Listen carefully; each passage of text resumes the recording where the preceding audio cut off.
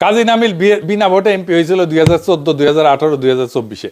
তারপরে এই সিস্টেমের কেন্দ্রে বৈশা জেমকম গ্রুপের জন্য অঢেল ঋণের বন্দোবস্ত করে অর্থ পাচারের সকল পথ এবং পন্থা নির্মাণ করছিল। ব্যাংক এবং বিভিন্ন আর্থিক প্রতিষ্ঠান থেকে ধার করা সেই অর্থের পুরাটাই এখন খেলাপি ঋণে পর্যবসিত হয়েছে। কি তামাশা দেখেন, কপাল ভালো এখন তো এমপি হবার পারবে, খেলাপি ঋণ গ্রহীতা না হইলে তার এমপি হওয়া যায় না। বাংলাদেশ ব্যাংকের গভর্নর হয়ে যেতে পারে।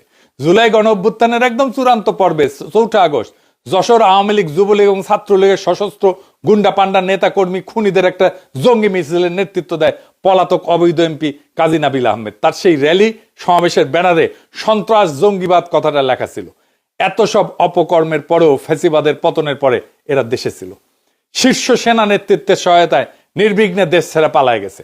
সম্প্রতি দুদকের তদন্ত রিপোর্টে দেখা গেছে 2018 থেকে 2024 সালের মধ্যে মাত্র 5 বছরে দুর্বৃত্ত কাজী নাবিল আহমেদের সম্পদ 1000 গুণ বৃদ্ধি পেয়েছে।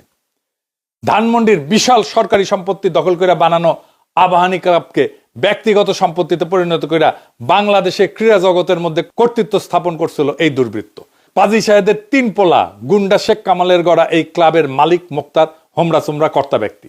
সেই সুবাদে তারা ঢুকে পড়ছিল সর্বত্র। Cricket board, football federation, golf tournament, কোথায় ছিল না